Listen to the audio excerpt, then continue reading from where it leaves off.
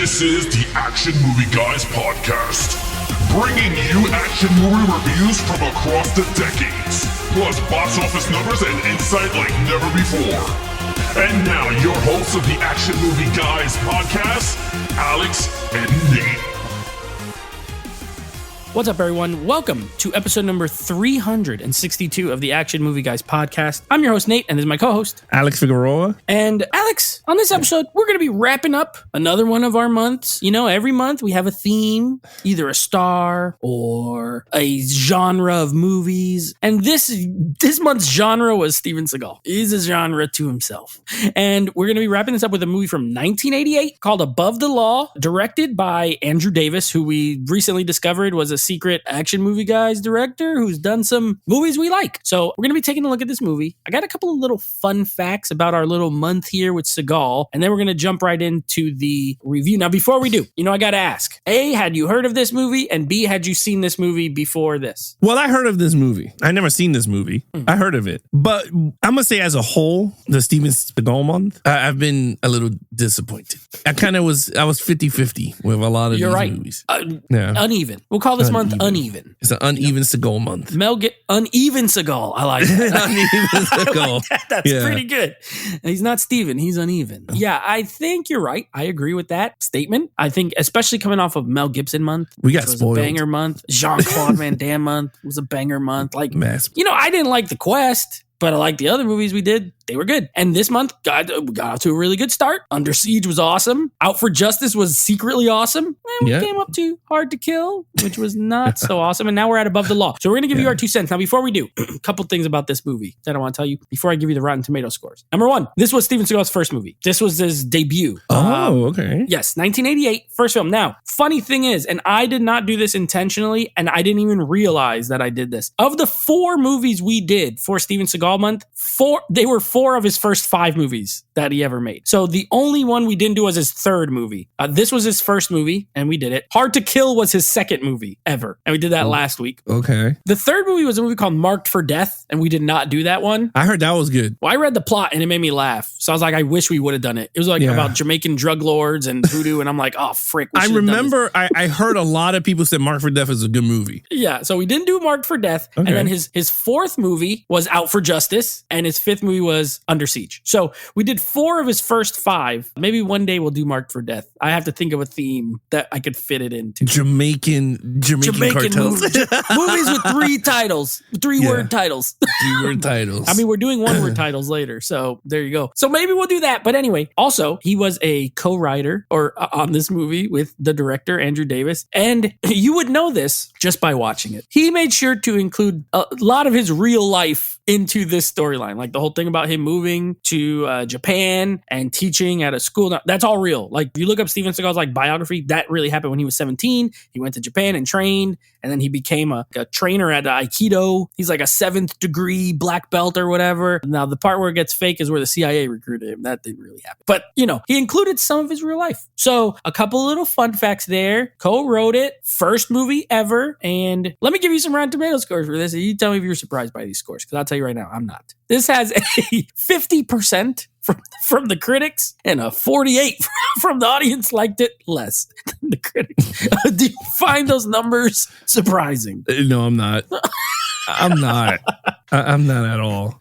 Interesting. Yeah. But I'm not surprised. Agree. Not surprising. So we've gone down a little bit this month. But hey, you know what? Maybe this movie's good. Maybe we disagree with the critics. I don't know. I've never seen this movie. This was a first time watch for me. I've heard of it. It has a good cover. He looks serious. He has a gun. I'm like, oh, okay, Above the Law. So let's talk about it. Starting off with our lead character. Of course, he has a name like Nico Toscani. He is a Sicilian immigrant guy who, as I just said, trained in a dojo, then becomes recruited by the CIA, joins the CIA, and then we take it from there. Alex, what did you think? Nico, I'm not gonna lie, I kind of like the character. It's funny. I thought it was interesting, the story at the beginning. It kind of, to me, started the movie. I said, wow. I was like, all right, this is pretty cool. But I'm like, damn, they got some pretty good CGI to put this dude young in black and white footage. And I was like, sideburns, and they used real pictures.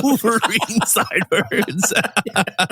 And I was like, wow. I was like, this is some good stuff. But now that you saying it's for real, I guess those were real shots. Yeah, they were just real pictures of him. Yeah, it's been learning Japanese. And so I was like, wow. So now knowing that, I was like, oh, that's pretty cool. I like the character, family man. He's a Chicago PD cop. I think he's a Chicago PD, right? Right. Yeah. And he has a partner, Pam Grier, right? She's a great actress. They were, you know what's fun? You know what's crazy? I know his acting is bad. Like, his acting is bad. But again, he gets these roles that I imagine the other actors in it that would have enhanced the movie way better. And I'm like, that's kind of crazy. But we're not judging Steven Seagal in this part. Yeah, we don't judge the acting for yeah. the character. We just like to mention it. Yeah. So like in terms of the character himself, I like the character. He's a family man. He's above the law. Didn't I say last episode or 2 episodes before? I said some character in this movie is going to use the above the law. And it's him. And they did. And I said this. I said that's an 80s trope all over, man, when they use the title. And I like it. Anyway, very above the law. He gets his man and he takes no for an answer. He's like he's very against the grain. Like, they do not tell him you can't do this because he's like, F you, mother effer. I'm going to go do it. Yeah. So again, the character himself, I kind of liked him. I liked him in this movie. So I'm not going to I'm going to give the character a 4. I think he's a great character. I'm going to give him he's a 4. I think if this was rewritten now, they could make him a 5. I think we could make him a 5, but I give him a 4. I gave him a 3. Oh. Yeah. I think, you know what it is? I don't disagree necessarily with anything you said. I just found the character to be, you're right. If there were some rewrites from like actual screenwriters other than Steven Seagal, I think it would be better. Because he's just so... One note. It's just like, I knew it. He is. I knew it. Generic. Yeah. He's generic. He's okay. And to me, generic is at least worth a 3. It's at least when you get below generic, that's when I start to be like, what is this? So he didn't. You're right. He's a cop. I do like his dynamic with Pam Grier. Like, I like them together in the scenes that they're in. Yeah. You could tell they're like buddies and they work together. I liked it. Him and his wife, Sharon Stone, by the way, Sharon Stone just comes out of nowhere. Gorgeous. No chemistry between those two. Like, they do not seem like they're married. Him and the lady he was getting a divorce from in Out for Justice had better chemistry than him and Sharon Stone. But I love Sharon Stone. Gorgeous. She's in it a little bit, but no chemistry there. You're right. Like, he is a family man, but keeps doing stuff to like really kind of put them in jeopardy. So pretty much. Like, are these the best decisions? No, he's one of those like, I must do this. No matter what, which, okay, it's admirable on one sense, but I just wish there was a little bit more there where he didn't ever seem conflicted about anything. You know what I mean? That might have helped. As such, I gave him a 3. What part's hilarious? When he's at the beginning and he's in the dojo teaching them, and he might be speaking Japanese, but I think he was just making up sounds. I don't think he was actually, he's like, he sounded like Anakin. He's not speaking Japanese. He's just making noises that sound Japanese. I don't want that. He sounded like Anakin talking to Watto. Yeah. And if you notice, they didn't even put subtitles or anything. He's just making noises. That part was hilarious to me. And he's just flipping people over. He's not like, they're not really doing anything that exciting. So that was funny. Anyway, I gave him a 3. You gave him a 4. All right, let's talk about our main villain. He's played by an actor named Henry Silva. He's CIA agent Kurt Zagon. What a dumb name, but Zagon, Zagon. What did you think of him? That's the one that looked like he had plastic surgery in his face? Yes, his face looks like a mask. It looks like he's wearing a mask. I thought he played Prune Face in Dick Tracy. No, he played in a lot of stuff. Oh, was he Prune Face? He looked like Prune Face. Let me see. I have his filmography here. Yes, Dick Tracy. He was the influence, though. Who's that? I don't know. Look, he's in Alan Quartermain and The Lost City of Gold. Oh, jeez. Escape from the Bronx. What are these movies? I thought I'd seen this guy before, but I don't know him from any of those movies. I'll tell you that right now. Well, I literally thought I knew he was in Dick Tracy for something, but I knew he was. He was boxing spectator #1 in Ocean's 11. There you go. Okay. He hasn't done it. I don't know. I don't know this guy, I guess. I thought I knew him, but I don't really know him. Well, look, I gave him a 3. I thought he was good. I thought the character was very good, very interesting. You know what the character reminded me of? He reminded me of William Stryker from X-Men, right? He goes to all these places and he takes what he needs and he uses the army to do his dirty work. And I was like, that is so William Stryker, but not this plastic face. Like, I love the beginning, right? When he's like, who took my drugs? And then he's like, I don't know. He was like, we're going to start cutting off your feet. We're going to put it over there. And then you got Steve Seagal going, what the fuck are you doing, man? And I was like, what is this? I was like, this is getting good. No torture on my watch. Yeah, you ain't doing nothing. And I was like, oh my God, Steven Seagal is going to hit him with the clothesline of death. Because you know, like, he's been clotheslining everybody. And I was like, oh my God, he's going to get it. Then you got my man, what's his name? Fox, Jay Fox, right? His close friend in the army, right? He was like, don't do it. Don't blow it for us, man. He said, what the fuck is he doing? I'm like, oh my God, it's going to get good. And then he took his knife and was like, you better get out of my business. And I said, you don't do that to Seagal because you're going to get clothesline. And it happened, right? The guy was about to stab him and then he intervened, took the knife in 2 seconds. Because he showed you his 8-degree black belt in the beginning. So you knew he meant business. And I was like, oh my God. I said, this is really good. Then fast forward later, he's the bad guy. They spray paint gray hair. Spray painted his hair.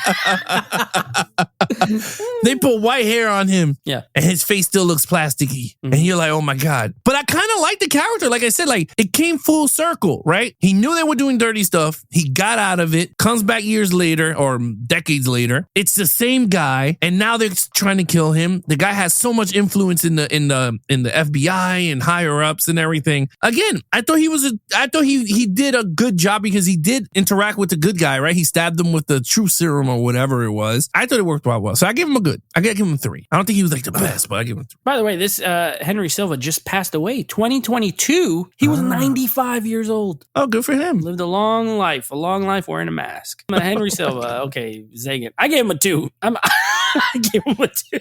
He's at the beginning. You're right. He's in the little hut. He's ruthless. He's evil. He's trying to get this information, whatever, he's going to give him a little shot. They get into a little scuffle. And then he just, when you think of what is he trying to do in this? First, well, I can't wait to talk about storyline. Because I'm like, what the hell is this? What is going on? What is he trying to do here? He's trying to kill a priest from South America who has information on him committing war crimes. That's what he's trying to do.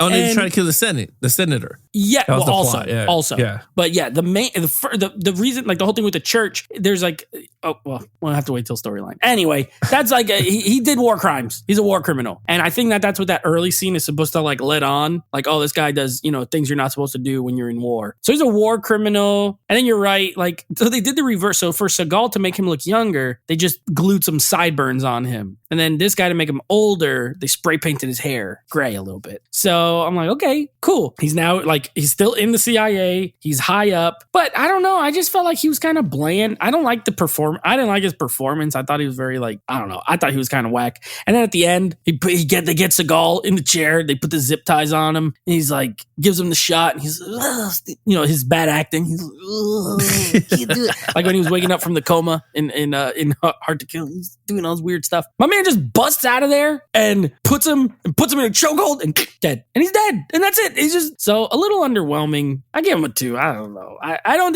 again, this is similar to the lead. Like, I'm not necessarily disagreeing with you. I just didn't do anything for me. So. But he's a typical 80s villain. Yes. If you really look at him, he's very 80s villain. 100%. If we put him, he looked like that character could have been played by Michael Ironside. Yes. I would have liked it better.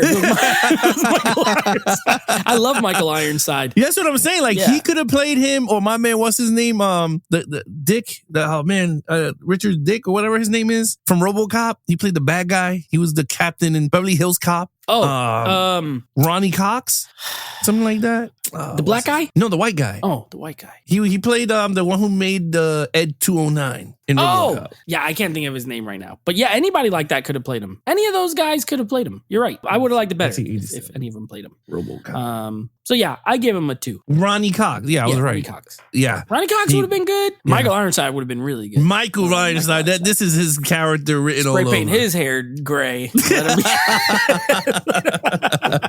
He definitely seems like he would do some war crimes. So, all right, action scenes. Alex, what did you think of the action in this? So this is very 80s action. Yes. Very 80s action. I'm going to give it a 4.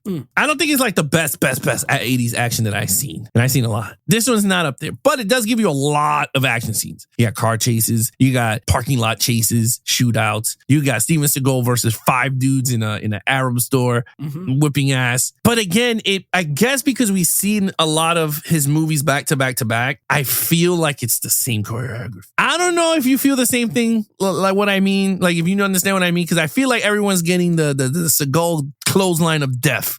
Like they go run up to me, he's like, "Ah!" And then they flip over. Chops people. Yeah, and then they slapping them, throwing them here, throwing them there. And I don't know, I just felt like, see, Jackie Chan does a lot of the same stunts, but they're different in every aspect. And at least he's doing it. This one, I feel like it's just the same. 5 dudes run up to him, and then he's clotheslining one, then he's throwing one into the glass, and then he throws one to the floor, then he snaps one, and then he does the best pressure point thing, and then undercover meat dudes.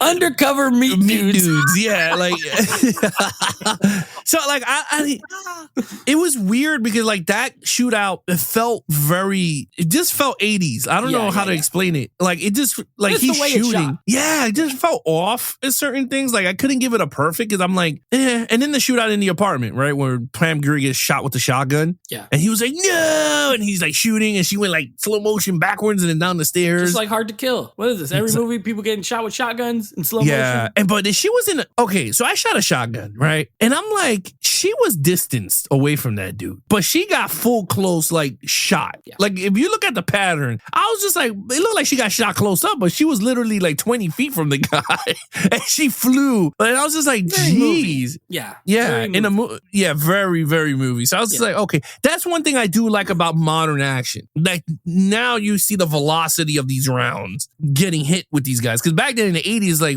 I'll shoot you from a 50-yard with a shotgun, and you're flying through 10 doors, and you're like, what? Like this is weird, but that's the one thing I do like. But anyway, all in all, I give it a 4. I thought it was great. Yeah, I think our man Andrew Davis came through pretty well. You know, I don't think he's not like got the greatest eye, but he knows how to shoot action. And I gave it a 4 as well. I thought it was good. And I respect to Steven Seagal. He definitely was on the roof of that car at that one part, because there's some wide shots and you could see it was him. A lot of times you could see, especially 80s and 90s movies, you could see when they switch out to the stunt double. I think they do a way better job of masking it in modern movies. Yeah. Or at least get people who actually look like the people. Back then, they would just be like throwing a wig on somebody and be like, this is Steven Seagal. So respect to him. He was on the roof of that car. I also love the part where that little gang comes up on him and they want to fight him. He chops that dude's hand off with the machete. Hilarious. Oh, yeah, that was pretty cool. It's like, it happened so quick, and then they don't really show the aftermath, but then there's a wide shot and you can just see the fake hand on the floor, like sitting there. It's hilarious. But I like that part, and he chases that guy. Now, I will say this. Steven Seagal might have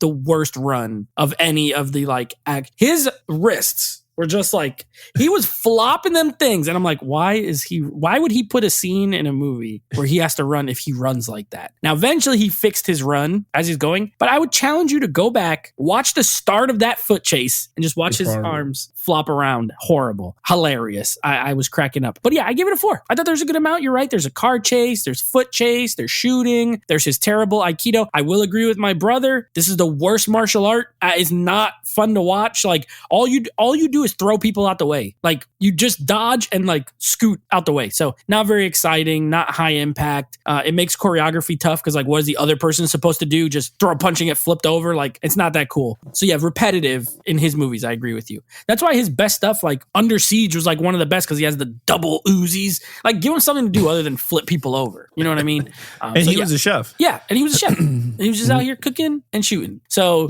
I gave it a 4 as well. You gave it a 4. All right, here's the part I want to talk about. What did you think of the storyline here? It was good. I think it could be better if they remake this movie. I'm not lying. I think it could be good. And if they get someone like Keanu Reeves to play this character of Above the Law, I think it would be pretty cool. I don't know, Keanu Reeves, I think some other person or whatever. But anyway, all jokes aside, I think what I would do is, the movie I thought was really good in terms of like a special ops vet, Vietnam vet, then turns Chicago PD and then goes through like an undercover CIA wrongdoing. Like it was so much plot points in this damn thing. And I was just like, gee, this is a lot for like one movie. But They did. They told it very well. I liked it. I was engaged. I'm not going to lie. I think Pam Grier's character kept Steven Seagal in check, meaning her good acting overshadowed his horrible acting. And I kind of like that. I guess that the pairing of the two worked very well. Now, in terms of the storyline, yeah, I think it could have been better. I think it would have been 100 times better. I wanted to see more from the villain's point of view. Like, what's so good? You know what I mean? Like, what diabolical schemes was he going to do? Like, I wanted to see the whole plot of him trying to kill the senator. You know what I mean? Like, I wanted to see that. And then he comes in and unfolds that. Like, we didn't get that. It was just after this damn priest, which I was like, who the hell is this damn priest? And it was like, the priest knows that we were about to, who did you talk? He knows we're going to kill the senator. And I'm like, from when? Like, that whole thing was weird. Like, that was not told very well. And that's why I gave it the score that I did, because I'm like, that felt like they just threw it there to throw it in. Because that storyline could have just been told without that. You know, it could have been a scene with the bad guys in around the table. And he's like, you know what? Let's kill the senator because he's doing a law that's going to screw up our business or something. You know, that's something you could do. And then Steven Seagal comes upon this dude and he goes, hey, I remember this plastic face guy from when I worked in the military.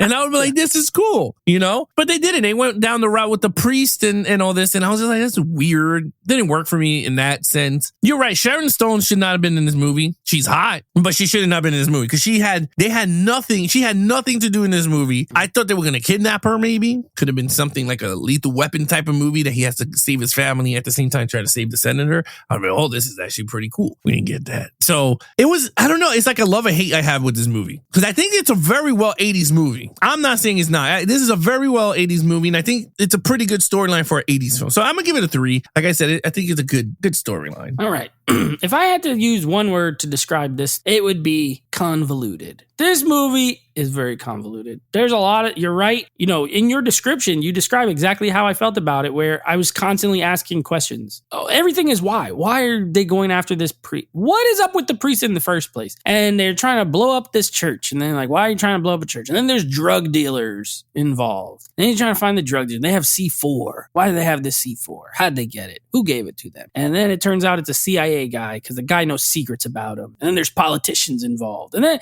it's like they try to throw everything. I feel like, and I'm going to blame this on the fact that, again, Steven Seagal, a writer on this movie, never really made anything in Hollywood before. I think they try to throw a lot at the wall and just see what sticks. But I think that they felt everything stuck and they just put it all in the movie. You know what I mean? So I don't know. I was not into it. There was too much going on and it wasn't always super clear what was going on. Yeah, you're right. Stuff felt tacked on. Like, let's just put this. Like, were you trying to do a kind of, because it seemed like they were trying to do, first it's going to be like a military type movie, you know, like military, CIA, cover-ups and all that. Okay. But then it also seemed like they wanted to make it a buddy cop movie with him and Pam Grier going around Chicago, trying to solve this case. So I'm like, what are you? Like, what kind of movie are you? And so it ends up being kind of just a mishmash of stuff. I gave it a 2. I just couldn't get into it. I was very much confused a lot of times. And I don't like feeling like I don't know exactly what's going on. It's one thing if it's like one of those movies that's like intentionally weird.